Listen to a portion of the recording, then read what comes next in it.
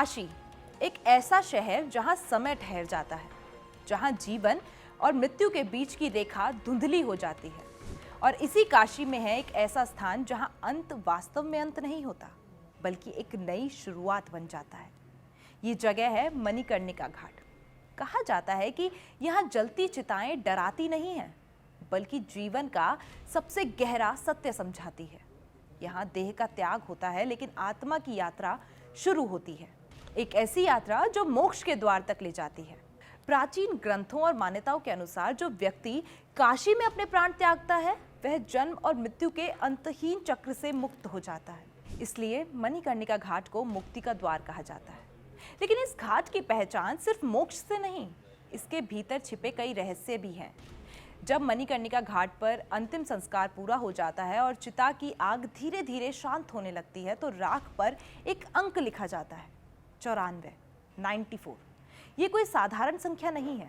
मान्यता है कि हर मनुष्य के जीवन में कुल 100 प्रकार के गुण और कर्म होते हैं, लेकिन मृत्यु के बाद अगली यात्रा पर उसके साथ सिर्फ 6 गुण ही जाते हैं।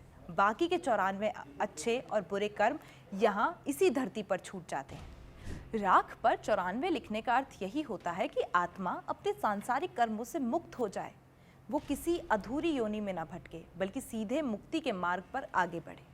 ये संख्या आत्मा को ये याद दिलाने के लिए लिखी जाती है कि अब उसका सांसारिक हिसाब पूरा हो चुका है। इस घाट के नाम के पीछे भी एक गहरी कथा छिपी है। कहा जाता है कि एक बार भगवान विष्णु यहाँ कठोर तपस्या कर रहे थे। तपस्या के दौरान उन्होंने अपने सुदर्शन चक्र से इस स्थान पर एक कुंड का निर्माण किया। तपस्या इतनी कठिन थी कि उनके शरीर से निकला पसीना उस कुंड में भर गया, और जब भगवान शिव वहां प्रकट हुए तो उसी समय भगवान विष्णु के कान की मणि उस कुंड में गिर गई, और तभी से इस स्थान का नाम कहलाया मणिकर्णिका। एक और मान्यता के अनुसार माता पार्वती एक बार इस घाट पर स्नान के लिए आई थी। इसी दौरान उनकी कान की बाली कहीं गिर गई।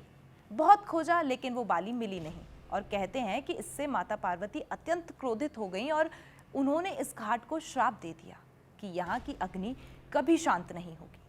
और यही कारण है कि मणिकर्णिका घाट की चिताएं दिन रात जलती रहती हैं। और अब जानते हैं इस घाट का सबसे रहस्यमयी पहलू।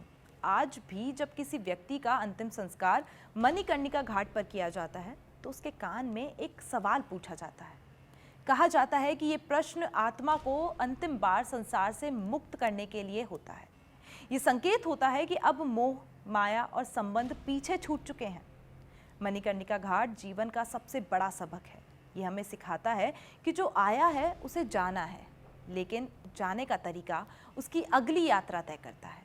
और यही कारण है कि मणिकर्णिका घाट सिर्फ एक श्मशान नहीं, बल्कि मोक्ष का मार्ग माना जाता है। यहाँ अंत नहीं होता, यहाँ तो अनंत की शुरुआत होती है।